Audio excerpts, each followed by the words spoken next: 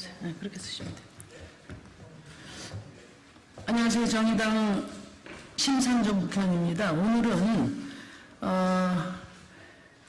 건설기계관리법 개정안하고 또 건설산업기본법 개정안 이 두 건의 법안을 발의하기 위해서 이 자리에 섰습니다. 그동안 정부는 건설 현장 불법행위 근절을 외치면서 건폭몰이를 해왔는데 건설 현장의 불법행위 근절을 위한 제도적인 대안을 가지고 사회적 논의를 시작해야 한다는 취지에서 오늘 두 가지 법안을 발의하고자 합니다. 오늘 이 법안 발의 자리에 이에 당사자인 한국타워크레인 조종사 노동조합의 간부님들이 같이 오셨습니다. 그러니까 건설기계관리법 개정안과 관련한 이해 당사자들이십니다. 잠깐 소개를 드리겠습니다. 한국타워크레인 조종사 노동조합 위원장 유상덕 위원장님 오셨고요. 사무국장 명광국 국장님 오셨고 또 김경수 대행력국장이 오셨습니다. 그래서 이 법 중에 건설기계관리법 개정안과 관련해서 우리 유상덕 한국타워크레인 조종사 노동조합 위원장님 발언을 먼저 듣고 법안 발의 기자회견을 이어가겠습니다. 정의당 국회의원 심상정입니다.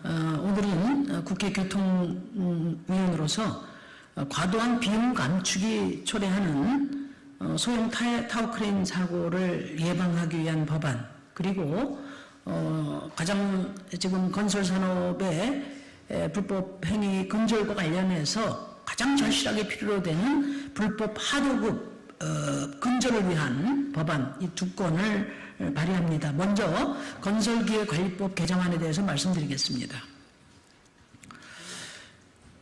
윤석열 정부는 작년 말부터 노동개혁이라는 이름으로 건설 노동자들을 건폭으로 몰아가며 건설 현장의 모든 불법이 노동조합의 횡포 때문인 것처럼 규정했습니다. 타워크레인 조종사들이 원래비를 강요하고 갈취했다고 또 태업을 했다며 면허정지까지 하겠다고 나섰습니다. 노사 간 단체 협약을 맺었는데도 노동조합이 일방적으로 채용 강요를 했다며 1000명이 넘는 노동자를 수사기관에 소환했습니다. 그 과정에서 억울함을 호소하며 분신하는 건설 노동자도 발생했습니다. 그러나 건설 현장의 핵심은 건폭이 아니라 불법 하도급입니다. 우리 건설산업기본법은 재하도급을 금지하고 있음에도 불구하고 제대로 된 계약서도 없는 재하청이 반복되면서 계약 단가보다 훨씬 낮은 단가로 공사가 진행이 됩니다. 이런 공사비 누수는 부실공사와 안전사고, 노동조건 악화로 이어집니다. 광주 학동사고가 대표적입니다. 철거 하도급자가 원래 비용의 5분의 1 수준으로 불법 재하도급을 주면서 꼭 필요한 안전장치와 인력을 사용할 수 없게 되었고 이로 인해서 사고가 발생했습니다. 타워크레인 원래비도 비용 절감을 원하는 건설업체들이 노동자들에게 불법 작업과 초과 근로를 요청하면서 발생한 것입니다. 현장 소장, 소팀장 등 무등록 시공업체를 통한 불법 노무도급은 건설 노동자들의 고용조건을 악화시킬 뿐만 아니라 실제 일하는 사람이 누구인지조차 파악하기 어려워 안전을 위협하고 있습니다. 불법 하도급은 우리 건설산업의 오래된 문제이고 모두가 알지만 아직까지 해결하지 못한 문제입니다. 정부가 진정으로 건설 현장의 불법을 막고 싶다면 노동자들과 싸우려고 하지 말고 불법 하도급 근절을 위한 구조적 개선에 적극적으로 나서주길 바랍니다. 법안 내용에 대해서 설명을 드리겠습니다. 첫 번째 법안은 소형 타워크레인 작업 범위를 규제하는 건설기계관리법 개정안입니다. 타워크레인은 거대한 구조물로 인해서 사고 발생 시 사망자가 발생하는 중대재해로 직결되는 경우가 많습니다. 최근에는 소형 타워크레인 사용이 늘어나면서 이와 관련된 사고가 끊이지 않습니다. 소형 타워크레인은 조종사가 직접 탑승하지 않고 리모컨으로 조종할 수 있습니다. 때문에 대형 타워크레인에 비해서 인건비가 적게 들어서 대형 장비로 해야 할 작업까지 소형으로 하는 일이 빈번해졌고 이것이 사고를 불러오고 있습니다. 소형 타워크레인의 사고의 대부분이 지부, 그러니까 타워크레인의 팔이죠.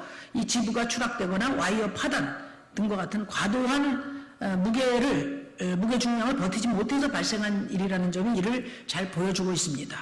대형 타워 크레인의 정격 하중이 12톤에서 18톤임에 비해서 소형은 3톤 미만입니다. 와이어 두께도 대형 타워 크레인은 22mm로 35톤의 무게를 감당할 수 있는 데 비해서 소형은 12mm로 9톤 정도를 감당할 수 있습니다. 감당 가능한 무게가 4배 가까이 차이가 나는 것입니다. 당연히 소형 타워 크레인은 고하중 작업, 고층 작업은 하지 못하도록 원천 차단해야 합니다. 그런데도 현재는 대형 타워 크레인 자격증 소지자가 소형을 운전할 경우에는 층수 및 지부 길이에 제한 없이 사용이 가능합니다. 이에 소형 타워 크레인의 사용 범위를 대통령령으로 정하도록 하고 이 범위 내에서만 사용이 가능하도록 제한하고자 합니다. 이를 지키지 않은 사용자에 대해서는 벌칙을 부과하고 조종사에 대해서도 면허 취소를 할 수 있도록 강제했습니다. 소형 타워 크레인이 물리적으로 감당할 수 있는 작업 자체를 금지함으로써 안전사고를 대폭 줄일 수 있으리라고 기대합니다. 두 번째 법안은 건설 구조개혁의 핵심 과제입니다. 대급 지급 시스템 중에서도 투명성과 안정성이 높은 완전 지급 시스템을 표준화하고 이를 공공뿐만 아니라 민간으로까지 확대 적용하도록 하는 건설산업기본법 개정안입니다.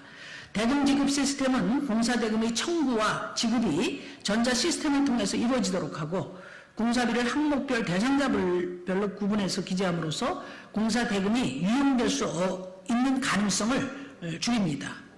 체불 2제로, 하도급 지킴이, 크린페이 등 다양한 종류의 시스템이 이용되고 있습니다. 그런데 이 중에서도 원청과 하수급자의 계좌를 거치지 않고 발주자가 바로 근로자와 자재 장비업자의 계좌로 직접 지급하는 시스템이야말로 공사 대금의 최종 지급처까지 정확히 확인할 수 있어서 투명성이 매우 높습니다. 또한 원청의 채무로 인해서 공사 대금이 압류되는 상황도 방지할 수 있어서 안전성도 높아집니다. 이처럼 투명성과 안전성을 업그레이드한 완전 지급 시스템을 대금 지급 시스템의 표준으로 규격화하는 내용을 법에 담았습니다. 또한 현재 공공공사는 대금 지급 시스템 사용이 의무화되어 있지만 민간공사는 그렇지 않습니다. 그래서 이에 일정 규모 이상 공사금 금액 100억 원 이상의 민간공사에도 의무화하도록 규정하였습니다. 건설공사 대금이 계약서에 따라서 정확하게 그리고 마지막 단계까지 제대로 지급되었는지 전자시스템상으로 훤히 들여다볼 수 있게 됨으로써 건설 현장의 고질병인 불법 하도급을 원천 차단할 수 있으리라 기대합니다. 건설 현장의 불법은 결국 제도의 문제입니다. 불법 하도급으로 인해 공사비 누수가 발생하고 그로 인해 비용을 줄이고자 하는 다양한 불법 행위들이 생겨나는 것입니다. 인과관계를 명확히 인식해야 합니다. 불법 관행을 만들어낸 구조를 바꾸기 위한 제도 마련, 그리고 그 과정에서 이해 관계자들의 이해와 요구를 바탕으로 논의가 이루어질 수 있도록 하는 중재, 이 두 가지가 정부와 국회가 해야 될 일입니다. 다시 한번 정부에 촉구합니다. 엉뚱하게 노동자 토끼몰이 하지 말고 불법 하도급 근절과 정면으로 맞서는 제도 개선에 적극 나서주기 바랍니다. 또 이를 위해서 건설 노동자, 건설 노조, 원화청을 포함한 건설업계, 건설기계 임대사 그리고 정부가 한자리에 모이는 불법 하도급 근절을 위한 사회적 논의기구를 구성해서 사회적 논의 절차를 거쳐서 대타협을 통해서 뿌리 깊은 건설 분야의 불법 하도급을 마감하는 그런 적극적인 노력을 다시 한번 촉구합니다. 저도 국토교통위원으로서 건설 현장의 불법 하도급 근절 기반을 마련하는 데 기여할 수 있도록 최선을 다하겠습니다. 감사합니다.